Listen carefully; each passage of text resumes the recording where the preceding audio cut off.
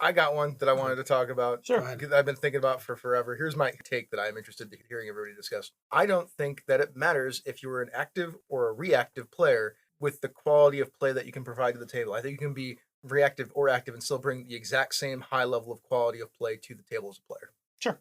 I think those two things have nothing to do with the quality of play that you provide. Yeah. Oh, absolutely. Yeah, that was the my quality of play is not directly tied to the style of play. That's not what happened the last time we talked, because the last time we talked, it was said that you can't play a certain play style if you're reactive or active, which I think that's actually incorrect too. I don't think that's, one, in our previous short, I don't think that's the point we were trying to make. What we were talking about is being in sync between player and GM. Yeah. So if a player is reactive, then for that player, the GM will get the best quality material out of that player when they are active and let the player be reactive. If that player is active, then the GM's best play is to go reactive and let them come out. I will take this a step further, but I'll let Jerry go first. Yeah. My take on it before was that there are players out there who are very reactive, and that some GMs have thought that they weren't doing a good job because they thought that the other player wasn't getting a chance to do things when that player was just waiting for something to happen that they could react to. And so when you get players like that, the GM needs to identify them. The other players need to identify them, because if you're an active player and you've got a very reactive player with you, then the active player can often have a lot of fun giving the reactive player things to react to. Yes. And helping the GM out. Jerry made my point for me, so I don't have to. Oh, okay. Yes, it's not just the synchronicity between the GM and that player. Yeah. It's everybody at the table has the opportunity to be part of that mesh, so that the people who have a style that's different from the others, they can play off each other. That was going to be my taking your point one step further, Phil. It was like, it's not just about the player and the GM, it's about the player and the players and how they play with each other. Yeah, too. I was using an overly simplified model. That's because great minds think alike, Chris. We just like putting it on you because we know how much you GM compared to how much you play, which is fine. Yeah. It's fine. But it's something that I've seen, and it's something that I've identified with different playing groups that I've had, that sometimes you just have to, as long as you've got a good active player who wants to engage the rest of their party. If you get a player who's an active player, but they're also a spotlight hog, that can be a problem. Or if you get an active player who wants to lead in the I want to bring everybody with me kind of thing, those can be a lot of fun to be with. I've been in lots of games with Chris where in the middle of something, he'll just drop a in-character encounter with another player who hasn't done something for a little while just to get them back into the storyline. And yes, I catch you doing that as a player, Chris. That's good. Because I'm a GM and that's how I GM. Yeah. So as a player, I'm like, I want to talk and I want to talk to another player. And I feel like that person hasn't said anything in a while. So then I just talk to the other player. Yep. Oftentimes, if it's done in a manner that works well for that table, you can often get a lot of story and campaign advancement through that interaction. Of course you can. I don't want to say right, because just having two characters sit there and role play with each other can just be fun also. We didn't talk about, when we were talking about Dungeon as Story, which is out at this point. We didn't talk about C plots and D plots, or character plots, essentially. Yeah. Like character plots, that's a great way to push forward your character plots. Plots is, if you're an active player and you know that there's a reactive player, they haven't really got a chance to push their plot, you just turn to them and talk to them, especially when there's an opportunity to do that.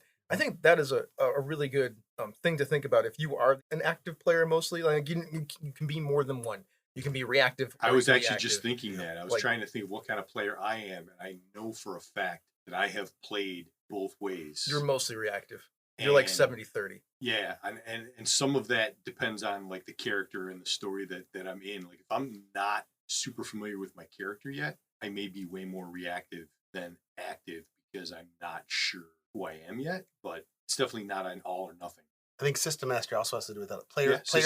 Players who don't feel comfortable with themselves in the game setting, even if they know their character, are often reactive until they learn the game system. Oh man, I hate when that happens to me. When I'm like, because I'm pretty active. Like I just do stuff. Yep. I like to just do things. When I do a thing and I'm not super familiar with the game and I think it's supposed to work one way and it doesn't, I'm like, well, that was not what I intended. Yep. I hate when that happens because I'm like, this is not what I was trying to accomplish, or even like that wasn't even one of the options that I was thinking of, and it just feels off with what I was thinking of for the character's like arc. Because I'm always thinking about that. Well, that brings us to Phil's game style, especially with games like Ox and Nice Black Agents, where one of the things that Phil will ask us in the game is, what is it you're trying to do here? Before you go to do something, and he'll ask, that's good. What is it you're trying to accomplish here? Not critically, like, why are you doing this? But more like, I can see you're going for something. Yeah. I want to make sure that what's about to happen next is at least in line with what you were looking for. And as a GM, that's a question Phil asks a lot. it helps a lot in the game because Really does. there are times when you are trying to do something and you think you're doing it one way, like our last game session where it feels like, oh, you don't have to roll for that.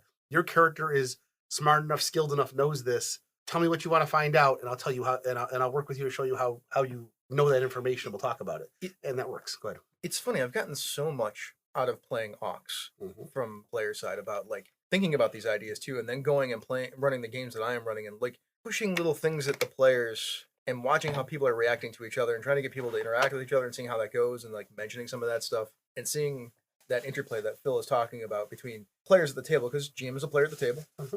They get to play all the different things, which I love that because I get to play all these different characters. Yeah. I've come to really enjoy Ox because I've actually gotten to play a character that feels like a character in a story. And some of the theories that I've had about playing a character have come true, and some of them I've been dissuaded from and now understand better like how that stuff should probably work. It's been a really nice one. It's been a fun ass game, and two, it's been a really nice experience for like honing my craft, I suppose, as a game master and a player. When you were running the early games that you ran with Bridget and Jen and I, when I was playing, watching the interplay between the two of them as another player at the table and how you reacted them changed how I was GMing the games I was running on my own. Trying to encourage more of that table talk and just letting it happen instead of no wait, I've got a story to tell you. Just sit back and let the story unfold. Man, you know who taught me the most? A person that taught me one of the most important lessons about game mastering was Tom Flanagan from the Knights of the Night. At one point in time, he did the thing which I did to Phil once in our Ox game, was like, just let us talk for a little while. And Phil was like, fine. Like, he didn't even think about it. Like, He was like, yeah, just do that thing. Because, I would let you do that anyway. I just wanted us to talk for a little while. But he told me that one time when I was running the games, like, just give us some space. I'm like, okay. And then I started doing that. And then I started hearing what was going on and listening to what was going on. And it gave me way more storytelling grist for the mill. I don't know. That's really all. That's pretty much what I have to say about that player thing. We started with reactive, but really, there are techniques at the table that you can utilize to make the game more interactive instead of just between the game master and the player. Because I think we could probably do better than that as players. I mean, the old game design theory back, old Gygaxian stuff, was the idea of the party caller, the person in the party who announced. And I don't think that we necessarily need that kind of thing. But the one thing I did tend to do was if you had somebody who was good at leading and you had them as your party caller, they would start to do some of that early active reactive stuff if you had a group of people that were working together. Because especially in the early days when I started gaming, when you were basically playing with whoever you could find to be willing to game with you, you didn't always play with people that you knew very well. And having somebody at the table who could be the leadership active player could be useful still. I guess. I mean, yes. Back then it was. Sure. Yeah. We used to know that's what it was called back then. You're not there to tell everybody what to do. You're there to make sure everybody gets to do something and has fun with the game. Anybody else think anything about playing, players, plays, interactions? I saw Phil pensively stroking his little beard. Thinking about something? No, I mean, I think the caller's a terrible idea. Right? I think then say so. I agree. Say so. Yes. I mean, I think it's a terrible idea. I said back then. Yes. Go ahead. It stifles interaction between the GM and each player, which means that you can't quite tailor all of your interactions. I never liked it. I never used it, right? Like, we never as kids used it. It was, I don't know, some weird holdover from the wargaming days or whatever. I'm not sure what it was exactly. It was weird. I like the mapper better than the caller. Yeah. I'm pretty sure that the caller arose from the idea that there were too many people at the table yelling at the game master, and the game master was Gygax, and Gygax was like, all right, this has got to stop. One of you is the only person I'm listening to in a fit of pique. Well, if you that's where the caller comes from. If you look at some of those modules too, they were like for 6 to 12 players. Yeah, I know. So I would imagine that you kind of, and to be honest, back in my early days of gaming, my mid-game days of gaming, when I was in my mid-teens, like 13 to 17, we were playing games with 8 to 12 players at the table. Yeah. We were playing Rollmaster with 8 to 12 players at the table. So sometimes it did help, but I don't think that collar is a good idea today. I mean, most games aren't designed for 8 to 12 people. Like, can you play D&D with 8 to 12 people? Absolutely. Yes. But was it designed that way? No, it was actually designed for 4 to 5 players, and most games will tell you right up front what's a manageable number for this game. I don't think any tabletop role-playing game these days is designed for more than really 6 players at the table. Yeah, I think the only thing that breaks down when you scale up to that size, right, is individual interactions, right? It's harder to push 12 C plots. You have to start 8. Yeah, you have to start foregoing certain pieces of the game, right? So if you're if your thing is like, look, we're taking 12 people into a dungeon and we're going to go bust up some stuff. We're going to take 12 individual people into a funnel, right? And just eliminate them one at a time. Sure. We're all on the same plot, right? We're on the A plot, B plot together kind of thing if we're referencing the Dungeness story. And that's pretty easy. We're not going to get our C plots. We're not going to get a lot of individual character stuff. We'll get little bits. They'll flicker here and there as somebody says something funny, does something cool kind of thing. Yeah. But it's not going to be the same. It's just, it's a scalability thing. Like I think every game scales up to a certain point. What you're getting changes, which is, my preference is more character interaction. So I prefer to shrink games rather than scale up. But I don't know what to say about Ox. I don't think I'm doing anything. You are. You do plenty. Yeah. I mean, I don't think I'm doing anything special for Ox. Like, we're just running this thing. Mostly you guys drive. Most of my job is to just kind of fill in some stuff. Like, I have story stuff. Like, when we get to our next disaster, right, we'll go back to having a thing you guys discover. Ox is all about yes and.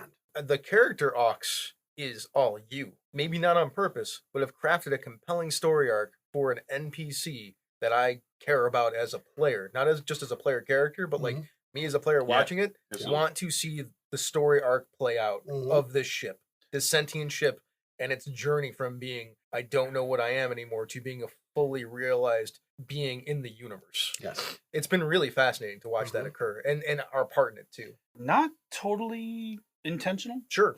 The Ox campaign is what I think we would in the car industry refer to as a just-in-time campaign. It has some rough ideas, as in a car has a rough idea of what it should be, like doors, wheels, engine kind of thing. Ox has a very similar idea of roughly what it should be, but it only gets assembled at the last minute. Yeah. Decisions about certain things are only made the week before the game. I hold very little of that game in advance because what you guys do have direct impact on the shape of every step of the game. And it goes into that thing where at the end I always ask you guys, what are we doing next? Because those are the things. I literally take that index card, put it up in a window, take out an empty page in OneNote, and make headers out of all of the things you guys say, and then fill them all in, and then add some more like just-in-time story. And I think a lot of that is a direct result of the fact that we are purposefully doing something that we haven't really done before. Right. Like what? We specifically went in saying there's no combat. Yes. Yeah. All of our problems are going to be solved by smarts and science. Yeah.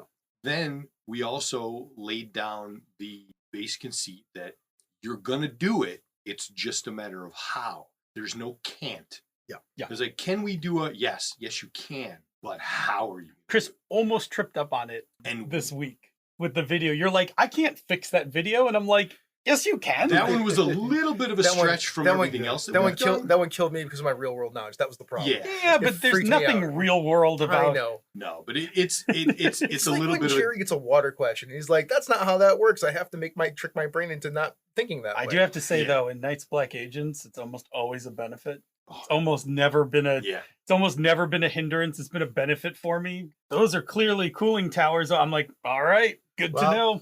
And I've said this before. No, you always leave the door open for me. Yeah, because you're the GM, and this is something. If you're a player in a game and you have more knowledge than the GM, don't go in with, "Oh, that's that." I go into those look like they might be cooling towers. So if the GM just wants to say like, "Oh, I don't really want that," no, those just look like cooling towers. Then you're fine.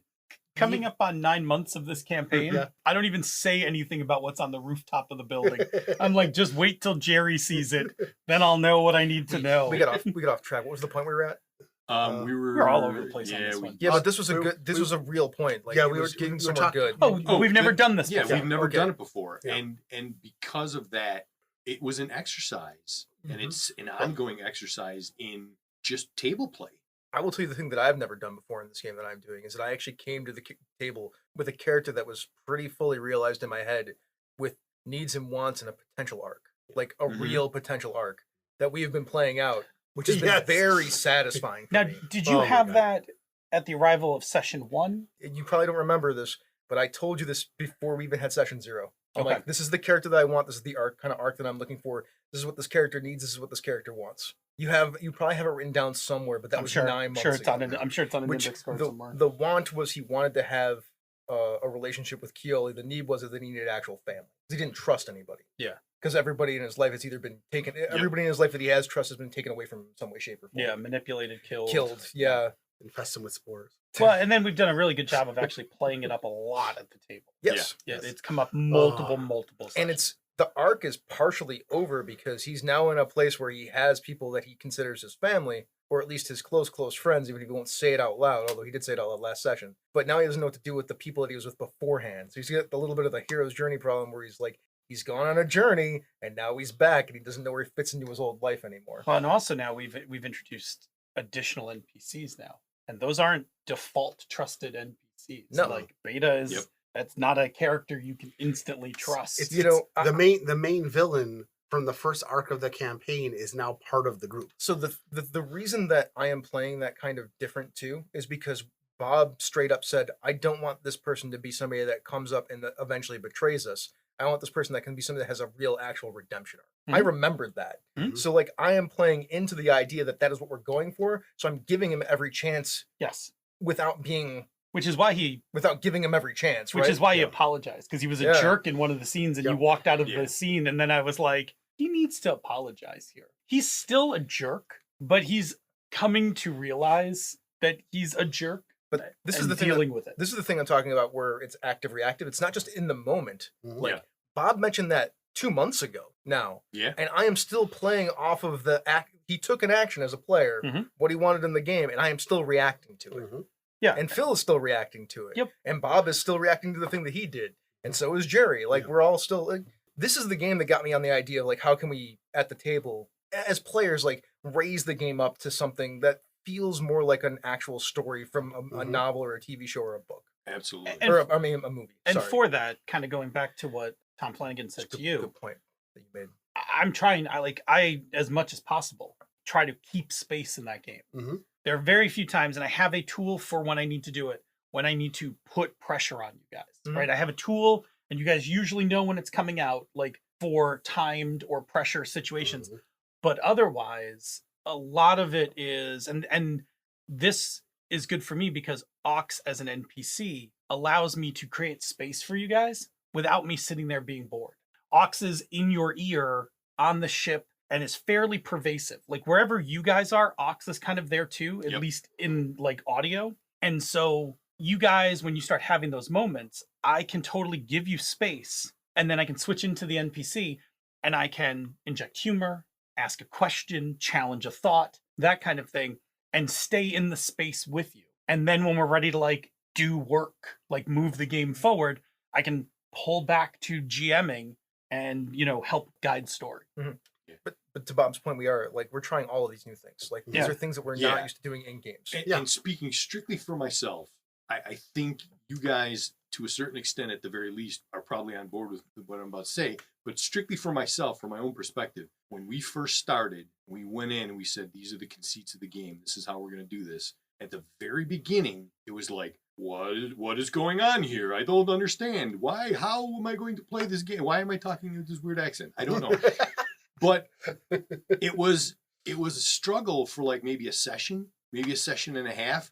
And then it was like, wait a minute, don't fight it. It is so freeing as a player. The way we've got everything set up, you just go. Part of it, I think, is when we start designing our characters, one of the things after playing lots of role-playing games that have a martial aspect to them, being able to take a character and build a character and not have to worry at all about speed and strength and combat ability and gun, just being able to say, okay, none of that matters. I'm just going to focus on the personality and the genius abilities of this character and not focus at all on any of the things that make most role-playing game characters important. That made a difference. Consider how much extra space each session has because there isn't combat. Yes. Right? In most games, combat has a certain flow. Even if you do a lot of talking and stuff, that tends to break down after turns 3 and 4. You know what I mean? Like you may start the game with a lot of chatter description and then, 6 rounds into combat, it pairs down, it gets simpler, it gets simpler. Right. Yeah.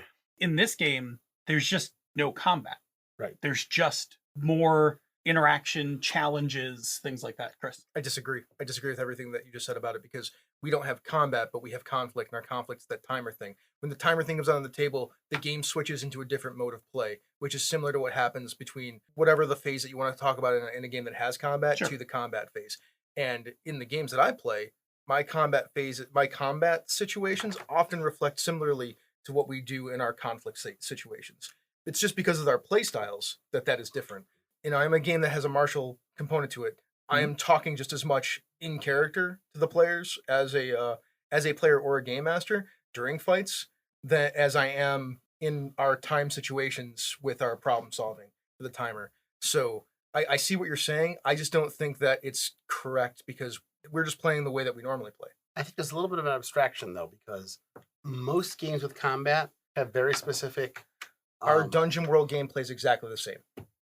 Okay. That's why our Dungeon World games that we've all played the exact same way that we get into a conflict situation in Office. Sure. Okay. I mean, that system, I played think more Dungeon World than I that have. system makes you do it because you have to actually say a thing in order to get a move. There is a disconnect when people put minis on a grid sometimes, and that changes the way that people view the game. Yeah.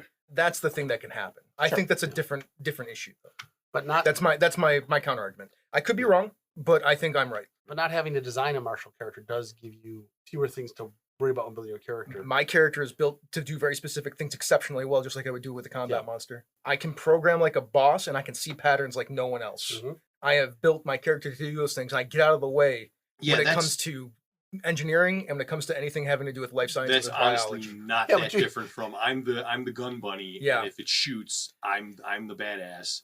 Whereas, I was honestly shocked you're that bad at physics. I know, right? That's so funny. I was honestly shocked. And that was actually a thing that I made a point of early, which is why you don't remember it, because it was so far back and it was only one statement in one session. It was like, this character is a machine savant. If it's a machine, no machine is too complex is my first distinction. Mm-hmm. If it's a machine, I'm on it. Mm-hmm.